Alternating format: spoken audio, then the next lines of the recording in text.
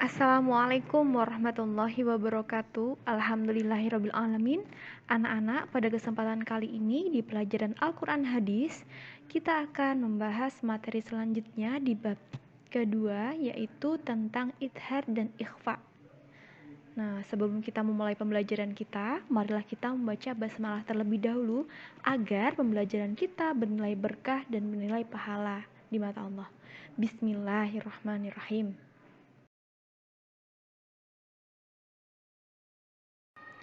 Hukum bacaan idhar. Nah, anak-anak, idhar di sini artinya jelas. Secara bahasa yaitu artinya jelas. Nah, atau terang. Sedangkan menurut istilah artinya mengucapkan atau melafalkan suatu bacaan secara jelas atau terang. Nah, hukum bacaan idhar ini ada 3 macam. Idhar halki, idhar wajib, dan idhar syafawi. Yang pertama akan kita bahas yaitu idhar halki. Halki ini secara bahasa, halki artinya tenggorokan. Nah, kalau idhar halki, bacaan yang jelas dan huruf-hurufnya terletak di tenggorokan. Nah, bacaan idhar halki ini apabila ada nun sukun atau tanwin, an, in, un, bertemu dengan huruf hijaiyah, hamzah atau alif, ha, ha, kho, ain, dan ghoin. Nah, contoh-contoh bacaan idhar halki, cara membacanya itu dengan jelas. Yang pertama, man amana minhum sami'an aliman aliman khobiro. Jadi, bacaan yang bergaris bawah itu dibaca semuanya jelas tanpa dengung dan tidak disamarkan.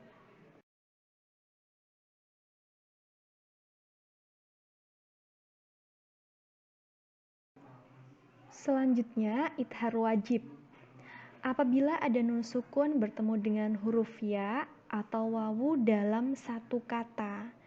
Nah, ini contoh yang pertama itu ada dunyaya, sinwanun. Nah, itu nun sukun bertemu dengan ya atau wawu itu jelas karena dalam satu kata. Beda lagi kalau beda kata nanti bukan idhar wajib namanya, tapi namanya idgham bi gunnah. Nah, itu penjelasannya. Yang pertama dunia ya tadi ada nun sukun bertemu dengan ya itu, kemudian sin wa nun itu ada nun yang disukun bertemu dengan wawu yang hidup.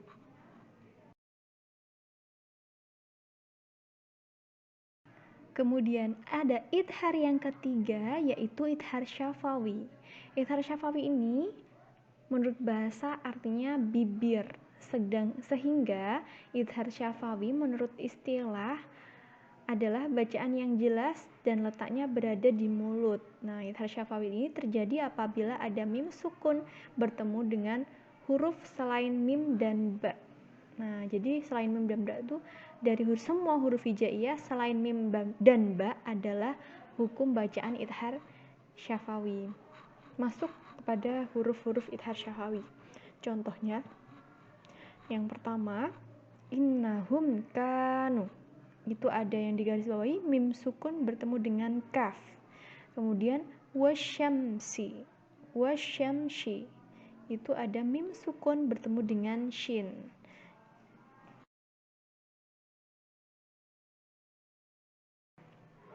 Kita akan bahas ikhfa. Nah, ikhfa di sini pun ada dua.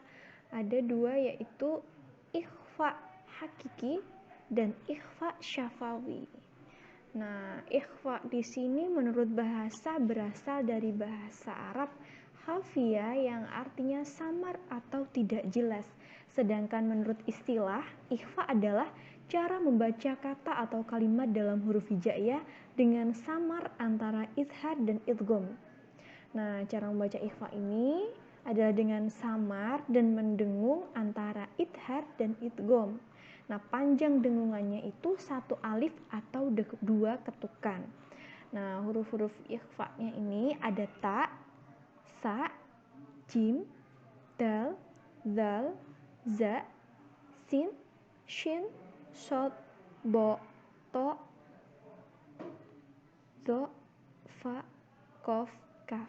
Nah, contohnya, beberapa contohnya ini ada mim, ju, ang, anfusakum walam tughni.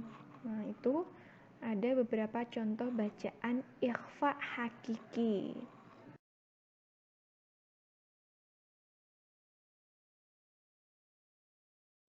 Sedangkan yang terakhir ini ada ikhfa syafawi. Apabila ada mim sukun bertemu dengan huruf ba. Nah, contohnya i'tasim billah wa hum bihi. Nah, tadi kita sudah bahas bahwasanya syafawi itu artinya bibir. Jadi berhubungan bacaannya itu dengan bibir.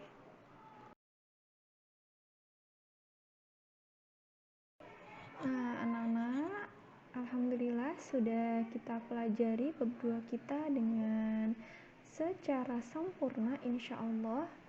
Nah, kesempurnaan itu milik Allah, dan apabila nanti ada kekurangan dalam penjelasan ustazah, mohon dikoreksikan atau diutarakan ya. Terima kasih ustazah akhiri.